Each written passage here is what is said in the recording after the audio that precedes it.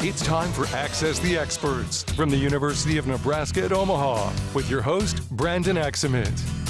Hello and welcome to another edition of Access the Experts on News Channel Nebraska, where every Tuesday and Thursday, University of Nebraska at Omaha faculty members answer today's questions facing our state.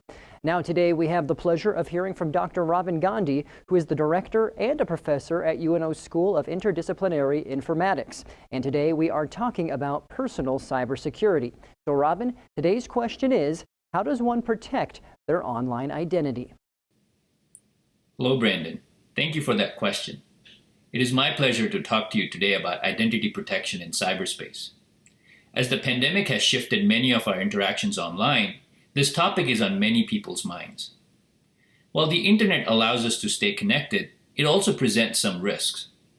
So a better way to approach today's question is to ask, how can one manage the risk to their identity online? This risk management perspective will lead to several solutions. I would typically start this list with personal cyber hygiene and then what you should expect from online service providers. I will cover both aspects. Just like washing hands is recommended for a particular time, say 20 seconds to be most effective, personal cyber hygiene starts with creating longer passphrases as passwords. Unfortunately, bad actors in cyberspace have gotten good at targeting unsuspecting users with phishing campaigns that can make you reveal your passwords to the wrong entity. So the next piece of advice is to stay vigilant and avoid visiting websites and links that sound suspicious or offer discounts that are too good to be true. In most cases, rather than clicking links in emails, it's better to use a saved bookmark or manually type out the web address in a separate browser or window.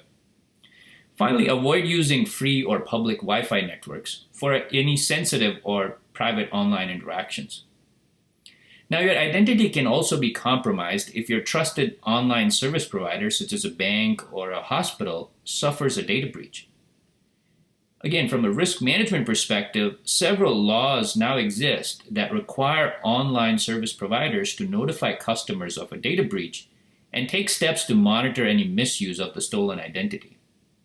Unfortunately, there's not much an individual can do about preventing data breaches, but make sure that the online service provider has your most recent contact information on file.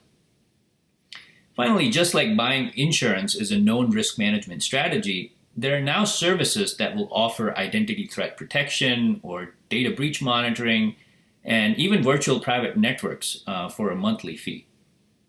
So in closing, I would recommend the viewers develop cyber hygiene and seek out more information about cybersecurity topics.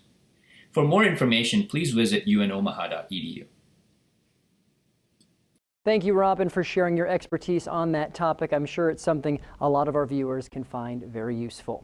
Well, for our viewers at home, we want you to interact with UNO's experts. So if you have a question that you want answered, go to newschannelnebraska.com and click on the Access the Experts link to submit your question. It may just be answered by a UNO expert on an upcoming edition. Lastly, do not forget that Access the Experts airs every Tuesday and Thursday at 6:46 a.m. and p.m. only on News Channel Nebraska. I'm Brandon Axamit for this Access the Experts edition.